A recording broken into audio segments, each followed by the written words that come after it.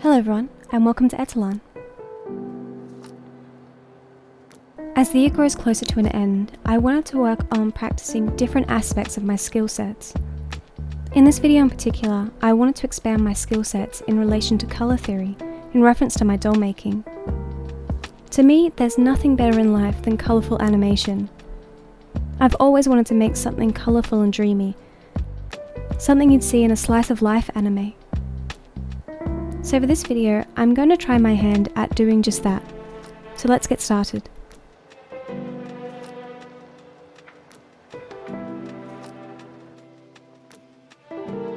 To start off this custom, I'm going to be using a Dracula doll from the Monster High range as a base. This doll, however, is just an example of what the base looks like before being stripped. This is a first wave Dracula doll that I plan on restoring in the future. You're off the hook today, little doll, but not forever. As you can see, I've already got a stripped and modified head. This is because I had worked on this doll head months ago, but ended up putting it back in the stock box and working on something else. I have pretty bad perfectionism, so I tend to shelve a lot of projects and videos when I feel as if they aren't good enough to publish. Funnily enough, I can't even remember why I shelved this head, which in a way speaks to the nature of perfectionism in the first place. I'm definitely trying to work on it.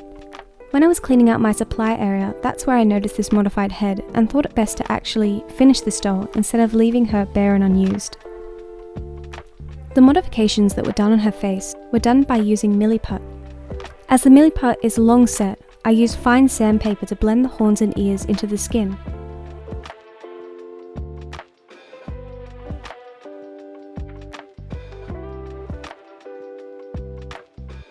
I decided on modifying the skin for this doll. I'll be using Vallejo pink and white mixtures to give her a flamingo colour to her skin.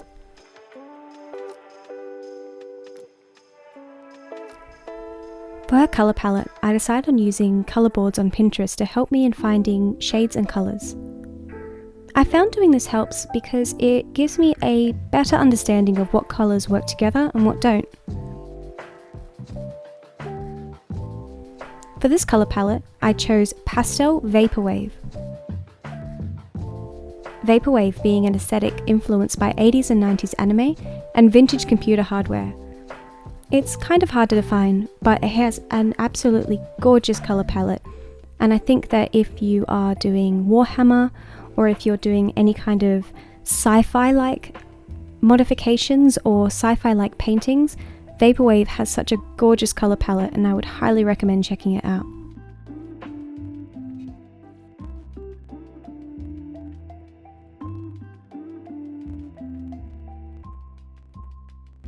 If you've seen any of my previous work, I don't tend to explore colour very often in my own designs. I typically like to stay in a very dark, monochrome colour palette. If I use whites, I use varying different shades of whites, or if I use black, I use varying different shades of black. It was surprisingly hard for me to find colours that match. I think doing this project has very much given me a heightened sense of respect for people who use this in their artworks, or even just in their clothing choices. I have found it so hard to match colours and match things and make it look nice and harmonious. So 100% kudos to people who do that. Someone, in my opinion, who excels at colour theory and doll customization, and is actually themselves working on a little pink demon, is April Rose OOAK on Instagram. Their work is absolutely beautiful and so colourful. Their details are fantastic. I'd highly recommend checking out their work and giving them a follow. I'll leave a link to their page in the description, but 100% recommend checking them out and giving them support. They definitely deserve it.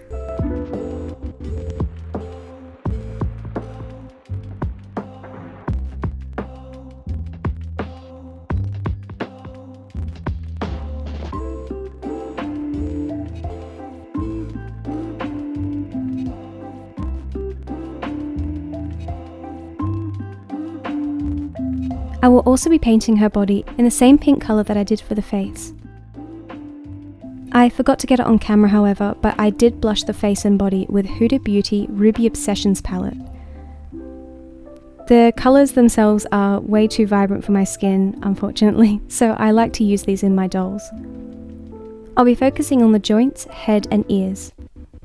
I'll also be going over this blushing later on to deepen the contour, but I wanted to have the contour before I started the face up.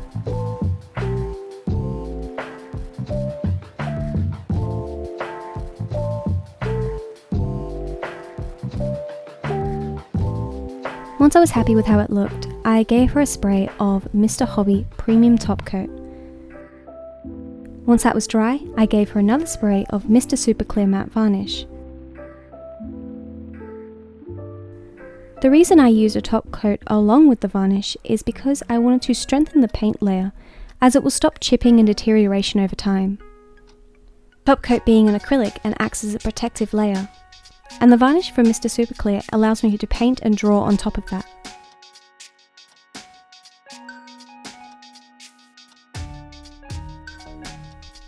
To start her face up, I'll be using Albrecht Dürer Faber-Castell watercolour pencils. If you yourself are looking at trying to do customization, I would highly recommend having a lighter colour and building up the opacity over time. I know I don't do this because I generally have this thing of just jumping in head first when it comes to face-ups. One of my favourite comments that I've ever gotten a couple of months back was basically memeing that and just saying, "Line goes here," which is honestly very much on brand for me. If I find it, I'll put it up on the screen.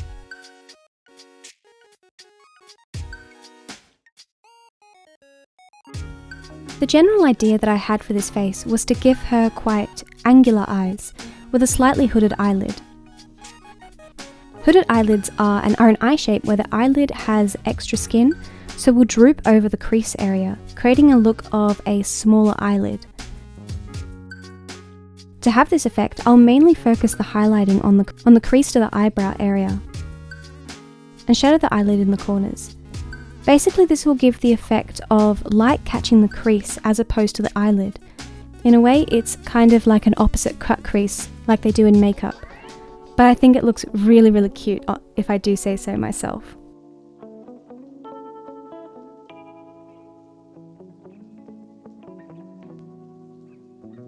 This is actually a colour palette I wanted to use for a Halloween doll.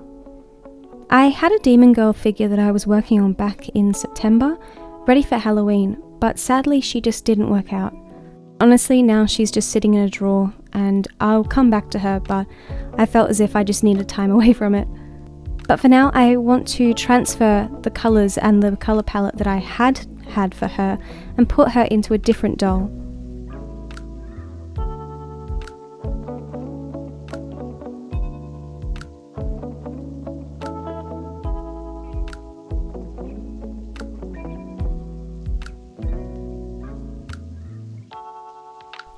For this doll, I wanted to create a moe character. Moe being the slang term used in anime, manga and video games. A term used to describe a cute and precious character, basically designed for the audience to go, "Aw." Characters who are moe, in my opinion, are the girls from K-On!, Mirai from Beyond the Boundary, Nagisa from Free, and Cole from Dragon Age Inquisition and Azunda. Yes, I think Cole is moe because he's a baby boy and he must be protected. For her eyebrows, I sketched out with white, basically to see what kind of eyebrow shape she would look good in.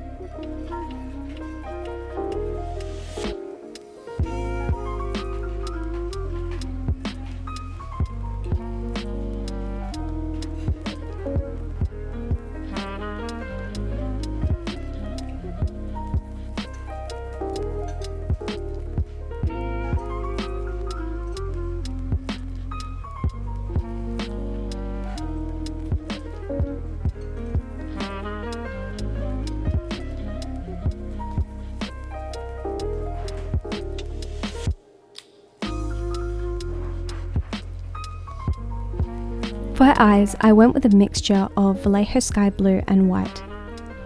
I wanted the colour scheme of the doll to be blue and pink, so I decided on matching her eyes to her hair.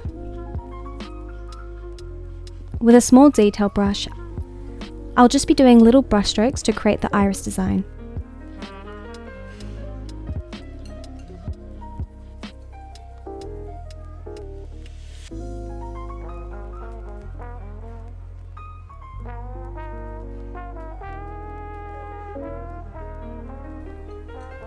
During filming, it was raining, so Fergus, my bird, decided to join me on my desk for the day. He's not a fan of my dolls, however, so he does try and destroy them. I think he kind of sees them as competition for my affection. I also kind of refer to him as the kleptomaniac on Instagram because he very much likes to steal a lot of my art supplies.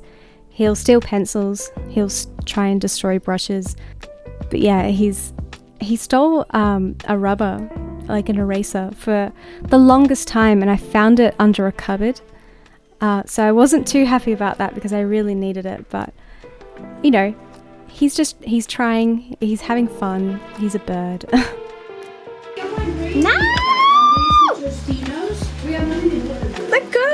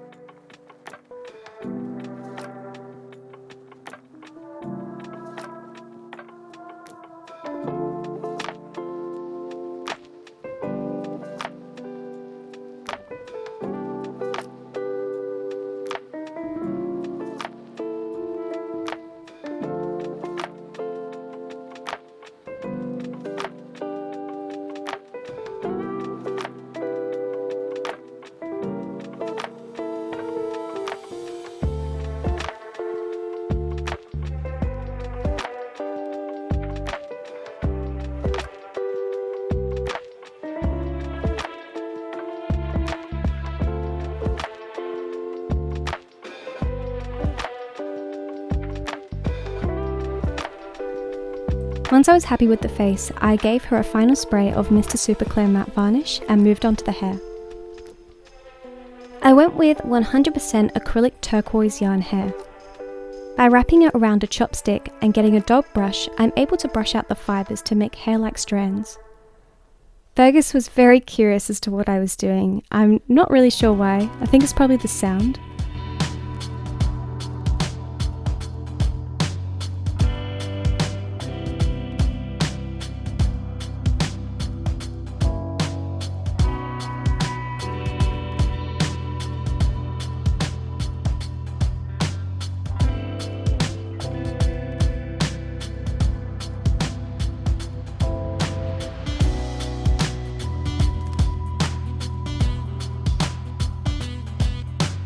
Once I was happy with the amount of fibres that I had, I popped Fergus out of the room and straightened the fibres.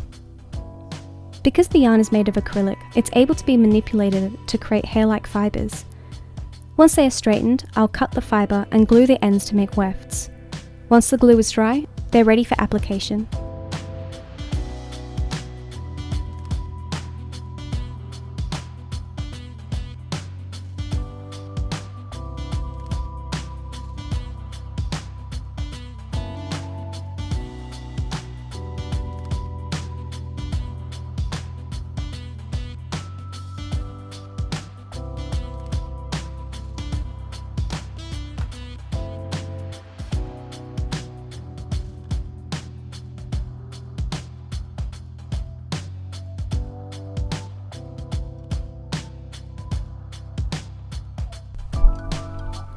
As this doll has been given facial modifications and has been painted, her hairline can be quite hard to spot. In order to rectify this, I just pencil in where I believe the hairline should be, and that will act as a guide in helping me in the application process of the wefts. I decided on doing turquoise blue hair purely because I recently got a Yotsugi Ononoki figure from the anime Monogatari. I'm absolutely obsessed with it. I've wanted it for such a long time. And yes, you can call me a poser because I've never actually seen the anime Monogatari, but I'm obsessed with the character design of Ononoki. Her character design is so colourful and gorgeous, I love it. The first time the character even got on my radar was when I was watching an unboxing video from the Anime Man's channel. He unboxed 2 Monogatari figures and I was like, wow, I need that figure. So now that I've got the figure, I just think that turquoise blue hair is so gorgeous and I had to incorporate it in this doll. Starting on the sideburns and the nape of the neck, I'll be gluing the wefts with quick dry PVA glue. You can use hot glue for this, but for me it's kind of hard to use hot glue. I feel as if it creates like a layer between the vinyl and the hair, which can make styling a little bit hard as it won't sit flat. Though that's just my experience, I'd recommend trying out every experience in terms of skill sets because you never know what works for you. Something that doesn't work for me might work for you. I've seen it work wonders for other artists, so it's always good to just give every technique a crack. Speaking of giving every technique a crack, something that I get a lot in the comments of my videos, especially when I first started out, is to why I don't reroot hair. I'm not too sure why I get that as such a common question, but I thought it's best to just address it. Rerooting is basically a hair technique for doll customization where you have a particular kind of rerooting tool, which is a kind of needle thing. You put hair in it and you just stab it into the vinyl basically. When you do that, the hair is bonded into the vinyl, similar to how factory-made dolls are. The answer to this is basically because I live in Australia, I don't have access to the supply chains that others do, like you see with various other creators who live in America or Europe.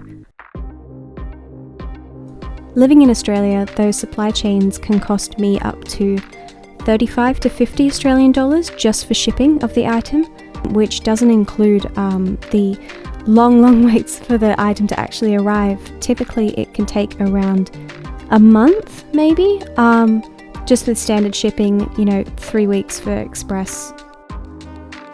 But I've noticed as well that rerooting tools can be subject alone to breaking quite often. So if I was to do rerooting and the tool broke and I wouldn't be able to replace it easily, I feel as if it would stall the customization process and it would take such a long time to get a replacement, and then unfortunately it's just not a viable technique that I can do with the supply chains that I have for me. But I'm quite lucky in the sense that in Australia we do have really good yarn supplies. And I can just get that at Spotlight for Australia. The only thing that I would be interested in doing in terms of rerooting is definitely doing rerooting in terms of doing protective styles, which are things like cornrows or bantu knots, stuff like that. I feel as if it would look really dreamy to be actually, you could see the skin, you could see the vinyl through the braids. I think that would look really lovely, but if you have any recommendations on where you can find a rerooting tool, or just something that isn't going to take like a month or so to arrive or be really expensive, I'd be really interested in knowing.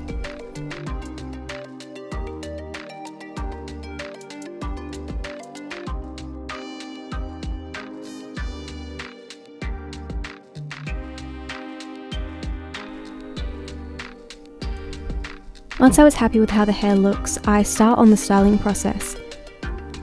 I went over the hair again with my dog brush, and then with a toothbrush with water on it to lay the hair flat. With a sharp razor, I'll be razoring the hair to thin it. You can use an eyebrow razor, but this is just what I had on hand.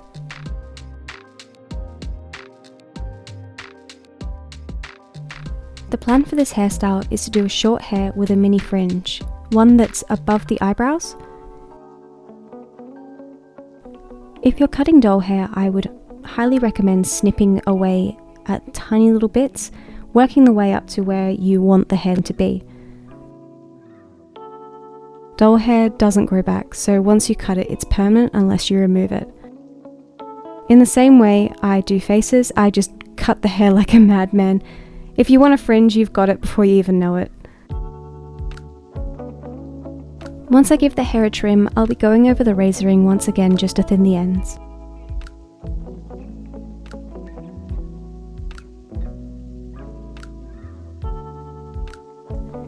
If you thin the ends of the fringe like I do, please be super careful as you can so easily cut the paint or the varnish layer and damage the face up, so try and be really gentle.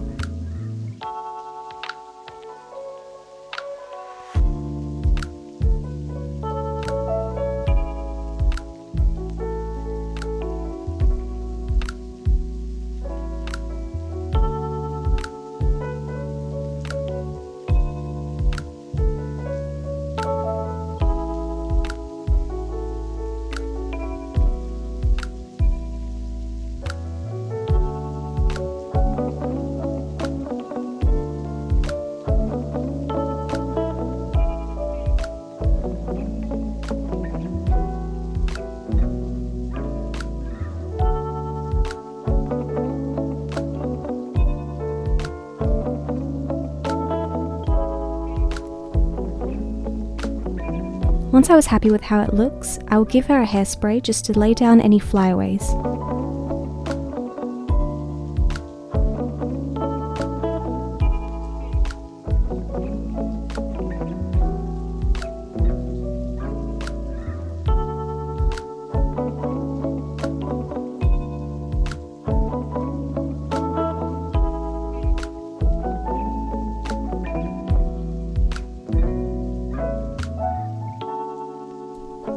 To add a little bit of colour to her hair, I glued polymer clay charms to the ends of hairpins.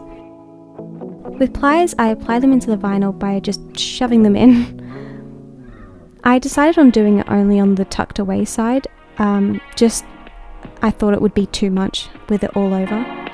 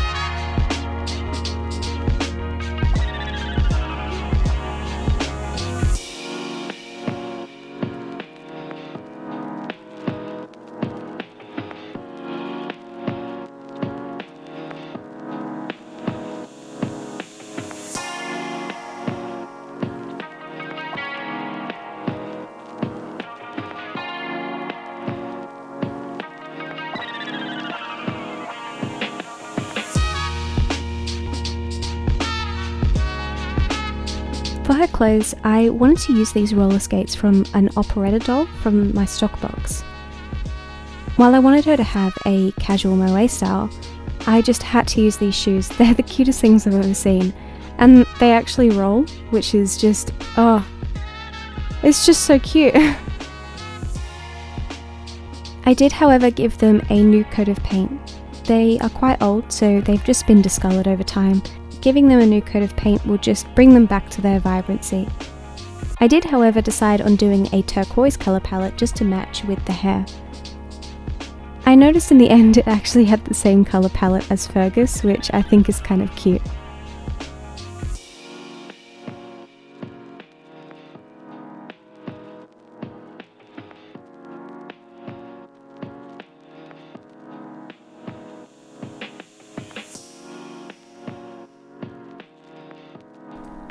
For her clothes, I went with a colour block aesthetic inspired by Ila Klein's fashion label Teddy Fresh. I love the use of colours in her design, so I wanted to replicate this in a sort of fan art kind of way. Cutting out the pieces, I fold the ends of the pattern pieces back on itself so it stops the fabric from fraying. For the sleeves, I made the pattern quite large and long. I want them to be very oversized and it covers the doll's hands. I will also be using a pink fabric for the wrist area.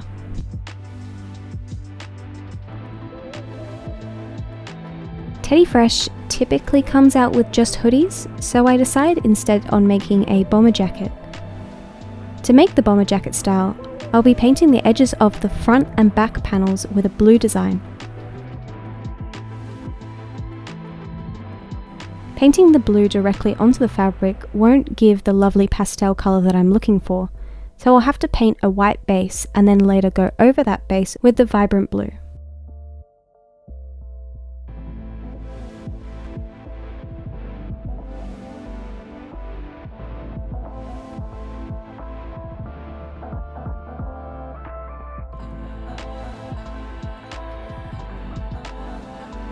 To give the Teddy Fresh aesthetic, I decided on adding a bear to the back panel. But not just any bears, stitches from Animal Crossing. They're so cute and they're so colourful, and I just had to add them to the design. It just works so well with the colour block design effect that I'm going for.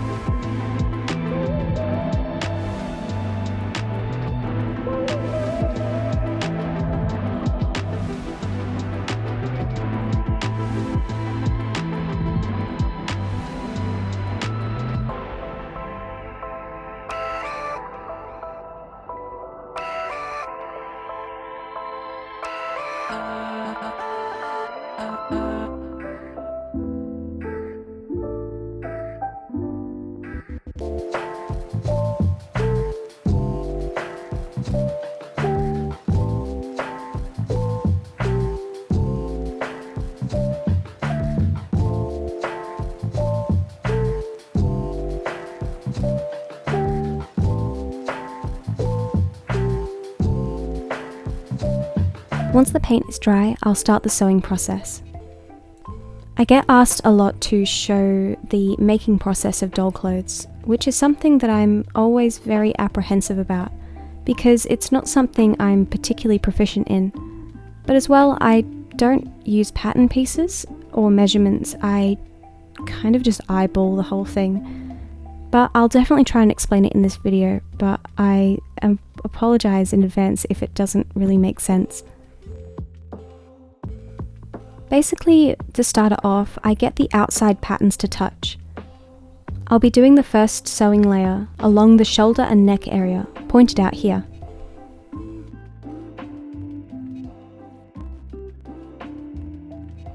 Once that's sewn, I'll open the jacket up and grab the arm piece. I want the arm pieces and the shoulder pieces to be sewn half circle to half circle. It's a little tricky, especially on something so small, but you will get the hang of it in the end.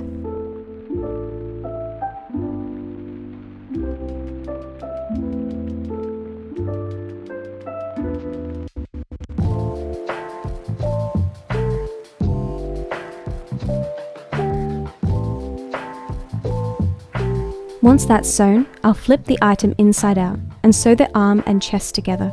Once that's done, I'll flip it right side out and there's your jacket. For the skirt, I grab a long piece of cotton fabric. I'll be gluing the sides down to stop fraying, the same as I did for the panels before. Once the glue is set, I'll make the pleats. Once again, I don't use measurements, but for this, what I'm doing is creating pleats by folding the fabric onto itself and pinning it until I have the wraparound length of the belly. I just eyeball it, basically.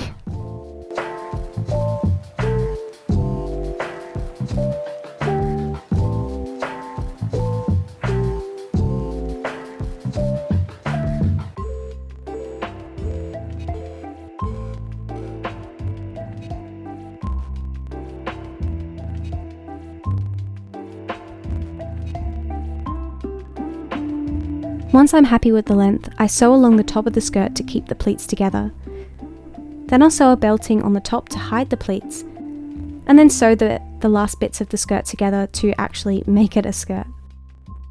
I also made a shirt, but I forgot to film that, unfortunately, sorry. But here's the jacket.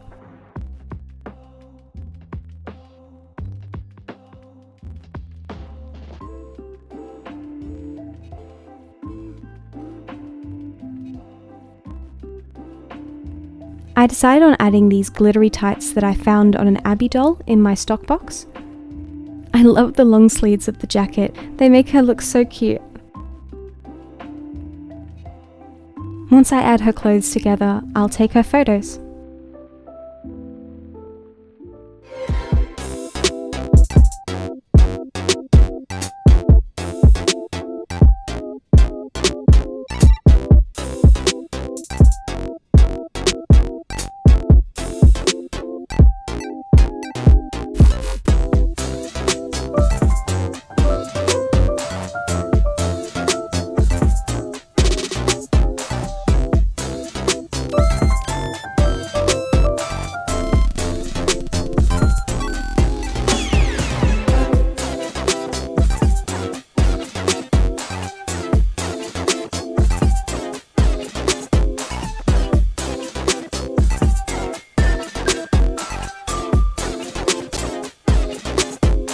Thank you all so much for watching. Let me know what you think of her in the comments below, and if you have any suggestions on what you'd like to see me make next. Don't forget to subscribe to my channel and follow me on Instagram. If you'd like to support me further, hop over to my Patreon, link in the description below. See you in the next video.